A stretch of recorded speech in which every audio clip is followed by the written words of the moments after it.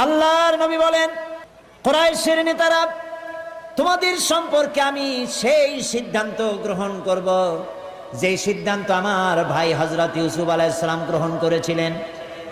হযরত ইউসুফ আলাইহিস সালাম তাকে তার ভাইরা ফালাই দিয়েছিল কুয়ার মধ্যে। কুয়ার ভিতর থেকে আল্লাহ রাব্বুল আলামিন তাকে পৌঁছায় দিলেন মিশরের সিংহাসনে। কেনানে অভাব লেগেছে, কেনান থেকেই 11 ভাই সাহায্য নেওয়ার জন্য মিশরে গেছেন। আর এখন ইউসুফ আলাইহিস সালাম তিনি প্রেসিডেন্ট সেখানকার।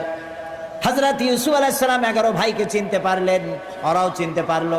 ওরা মনে করেছে আমাদের জীবন আজকে শেষ হয়ে যাবে। হযরত ইউসুফ আলাইহিস সালাম তাদেরকে যে কথা বলেছিলেন, আল্লাহ নবী বলেন সেই কথাই তোমাদের বলবো, যেটা কোরআন শরীফে আল্লাহ রাব্বুল আলামিন কোট করেছেন। তোমাদের বিরুদ্ধে আজকে আমার কোনো ক্ষোভ নাই, বিদ্বেষ নাই, তোমাদেরকে আল্লাহর রাস্তায় মাফ করে দিলাম।